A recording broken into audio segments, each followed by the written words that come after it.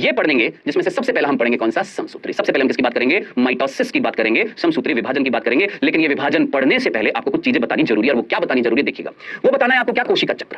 हम यहाँ पर किसकी बात करने वाले? सबसे पहले कोशिका चक्र की बात करने वाले, क्योंकि चैप्टर का नाम क्या है? कोशिका चक्र और कोशिका विभाजन, है ना? चैप्टर का नाम क्या है? कोशिका चक्र और कोशिका विभाजन। हम कोशिका का चक्र देखेंगे, उसका जीवन काल देखेंगे, और फिर देखेंगे उसमें क्या हो रहा है, विभाजन हो रहा है। आइएगा ध्यान से देखिएगा जो मैं चीज समझा रहा हूं, देखिएगा, फोकस करिएगा। बातें करेंगे तो कुछ भी समझ में नहीं आएगा।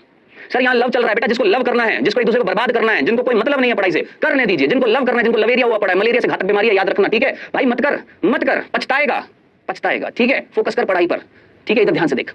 देखिए ये एक कोशिका है, इस कोशिका के अंदर ये केंद्रक था। सर इसने क्या किया? मैंने बोला विभाजन किया, दो पुत्री कोशिका बनाई। केंद्रक उतना ही बड़ा रहेगा, याद रखना, जितना मात्र के अंदर केंद्रक था, मदर के अंदर जो केंद्रक का आयतन है उतना ही आयतन पुत्री के अंदर भी है। सिर्फ कोशिका द्रव्य जो है ना, कोशिका द्रव्य वो कम हो गया। यहाँ पर इतना सारा कोशिका द्रव्य था, यहाँ पर कोशिका द्रव्य कम हो गया, ठीक है? अब आप मुझे बताइएगा सोच समझकर, ये जनक कोशिका थी, इसने पुत्री कोशिका बनाई है। मुझे बताइए क्या ये पुत्री कोशिका अब विभाजन करेंगी कि वृद्धि करेंगी? यहां से यहां आपको क्या दिखाई दे रहा है? सर विभाजन दिखाई दे रहा है। क्या दिखाई दे रहा है? विभाजन, है ना? गुणन हो रहा है कि नहीं हो रहा है? सर गुणन हो रहा है, विभाजन हो रहा है, डिवीजन हो रहा है। अब आप मुझे बताइए सोच समझकर, बहुत सिंपल सा प्रश्न है ये। तो हमने देख लिया सर विभाजन हो रहा है, कोशिका ने अपने आप को विभाजित कर लिया दो भागों में। अब ये जो पुत्री कोशिका बनी है, क्या ये विभाजन करेंगी कि वृद्धि करेंगी?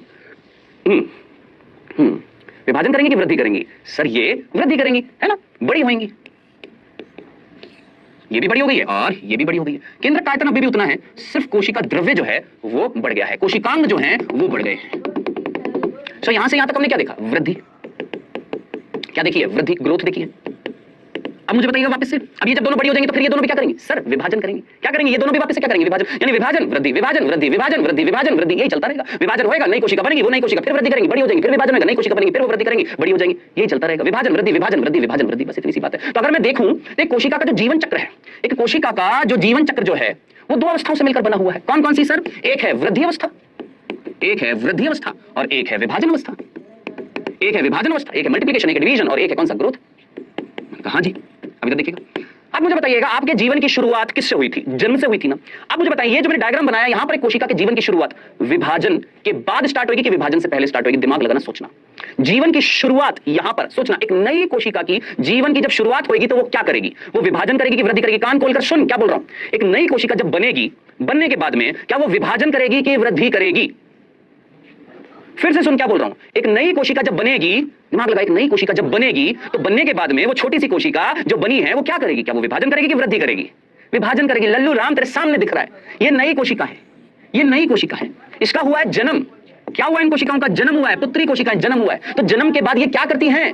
सर जन्म के बाद ये वृद्धि करती हैं। तो एक कोशिका का जीवन चक्र कहां से स्टार्ट होएगा?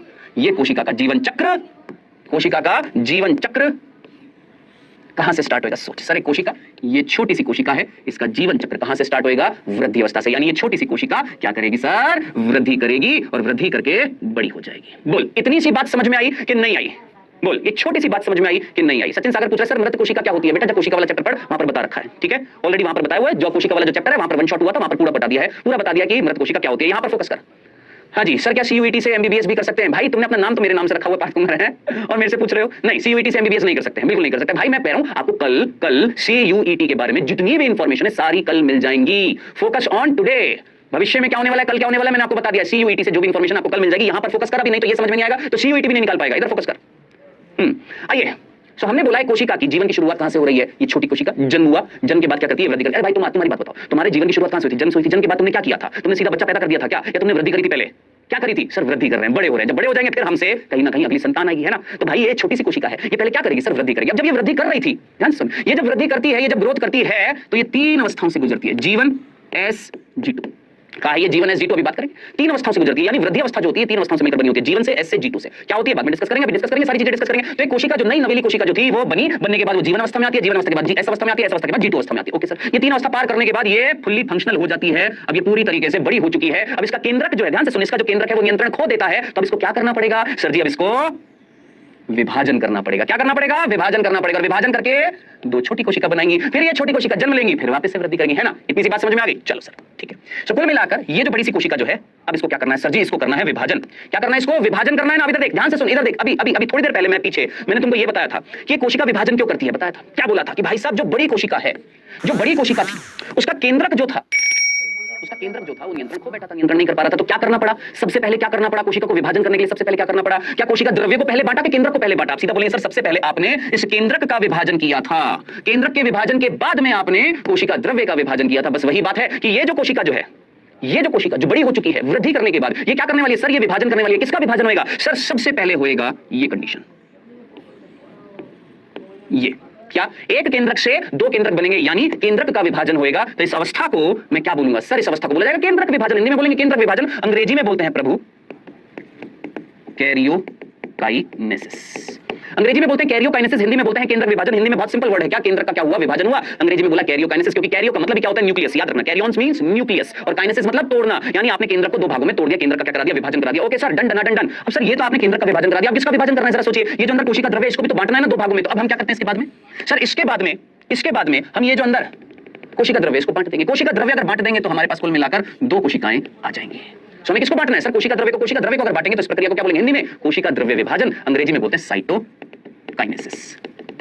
अंग्रेजी में बोलते हैं साइटोकाइनेसिस, हिंदी में बोलते हैं कोशिका द्रव्य विभाजन। तो आप मुझे बताएं, एक कोशिका से दो कोशिका बनाने के लिए, ये कुल मिलाकर सूत्री विभाजन करने के लिए, कौन सा? सूत्री विभाजन करने के लिए, दिमाग लगाएं प्रभु, सूत्री विभाजन करने के लिए, डिवीजन करने के लिए आप मुझे बताएं पहले क्या होगा? कैरियोकाइनेसिस, फिर क्या होगा? साइटोकाइनेसिस। पहले केंद्र का विभाजन, फिर कोशिका द्रव्य का विभाजन होगा, फिर नई कोशिका बन जाएंगी, फिर वो वृद्धि करेंगी। Done, clear? Dharampal, I love you too बेटा, यहां पर फोकस कर। हाँ जी, हाँ जी, ये देखो एक और आया, IIT लवर। हेलो नेहा, कहां हो आप? आओ ना प्लीज। तेने क्या करना है? पढ़ाई करना भाई।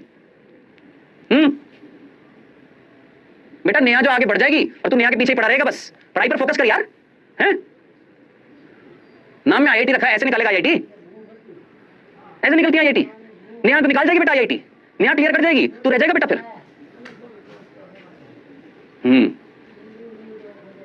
हम थोड़ा सा पढ़ाने के लग गए, तुम तो शैतानी पर उतर आए। सर CUET क्या है? हमारा सिर है CUET। तुम तो दिमाग नहीं है तुम्हारे अंदर, कह रहे तुमसे थोड़ी देर वेट कर लो, एक दिन का वेट कर लो, कल आ जाएगा, बता देंगे। चिपक गए CUET। अरे भाई कल पता लग जाएगा, कल बता देंगे, वीडियो दे देंगे आपको CUET के बारे में। हिल जाता है क्या भाई? हिल जाता है क्या जब हम पढ़ाते तो तुम्हारा दिमाग हिल जाता है क्या? ठीक है लवलिश, मैं तो बेटा पूरा पढ़ाऊंगा ना, लाइव क्लास है ना, जिंदा हूं मैं तो पूरा पढ़ाऊंगा, ऐसा नहीं कर सूत्री पढ़ाऊंगा, पूरा पढ़ाऊंगा। हाँ जी। सो यहां तक की बात अगर आपको समझ में आ गई है तो जरा एक बार थम्स अप का निशान दे दीजिए, ताकि हमें पता लग जाए कि हाँ भाई आपको ये बात समझ में आ गई है। जल्दी से फटाफट थम्स अप का निशान दे दीजिए, थम्स अप का निशान दे दीजिए, ताकि हमें पता लग जाए कि हाँ भैया आपको यहां तक की बात समझ में आ गई है कि कोशिका के चक्र में, ये पूरा कोशिका का चक्र है, इस पूरे चक्र में क्या होने वाला है? कहीं ना कहीं पहले वृद्धि होगी, फिर विभाजन होएगा। कोशिका चक्र कहां से स्टार्ट होएगा? यहां से स्टार्ट होएगा, यहां पर खत्म होएगा। बहुत ही बढ़िया। ठीक है, चलें अब देखिए नीट में प्रश्न क्या आया था। नीट में प्रश्न क्या आया था? नीट में प्रश्न आया था उपरोक्त में से कोशिका